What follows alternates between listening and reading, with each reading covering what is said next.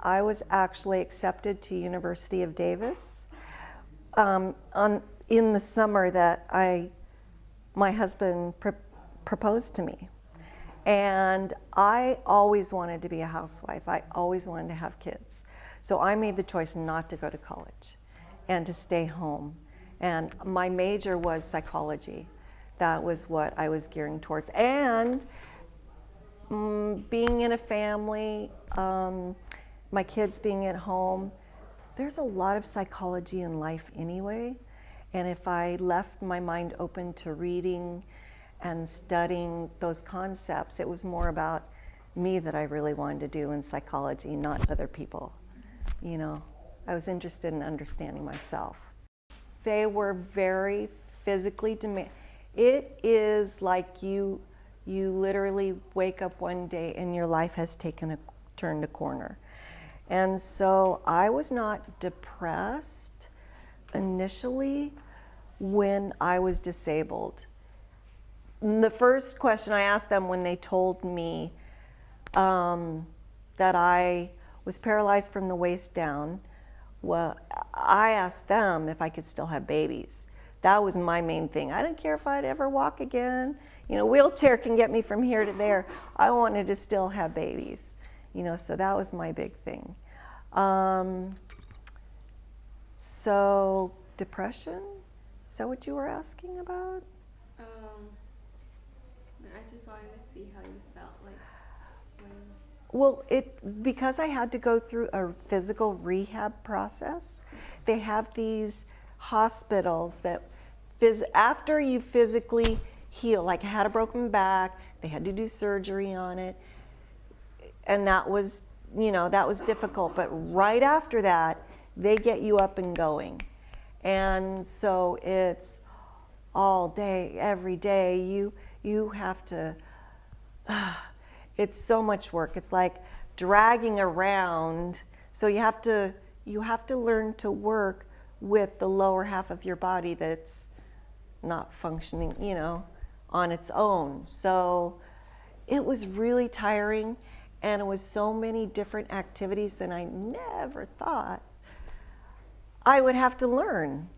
You know, how to move my leg, how to transfer in and out of bed or in and out, or learning how to drive a car with like this. So all of that was like the first few months, and so it was like learning a whole new way of life. So exhausting. It was in the spring, right about now, and I was riding a motorcycle, had a clear face shield on it. When I came around the corner, I came around this corner, there were trees. I was way up in the mountains south of San Francisco. And I came around a corner, the trees ended, and there was the sun right in my face. And so I couldn't even see the road. I couldn't see anything. So I was on a curve. I knew I was on a curve, so I kept curving the bike even though I couldn't see, but I just barely went off parallel to the road. My bike landed, and I rolled down into a ravine. And this was up near Stanford Hospital. And I was discovered by, my boyfriend was on another bike, and we were supposed to meet up ahead, and I never made it, so he was going back and forth looking for me, and I could hear him, but he couldn't see me down there. Finally, there was a guy just jogging along this road, and I'm like, you know, yelled out to him, and he said, I can see your bike, but I can't see you. And finally, he found me, and he was a doctor from Stanford, out jogging on his lunch break, right?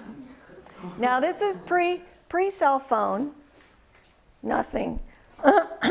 As he comes up, he's like, I'm gonna go get you help. He comes up onto the road. There's a volunteer fireman driving by that had a CB radio in his truck. So they called an ambulance, and I was like 5 minutes away from Stanford down the hill. So they were there right away. But everybody ended up with a full-blown body case of poison oak because of where I landed. Yeah, so I was crazy motorcycle.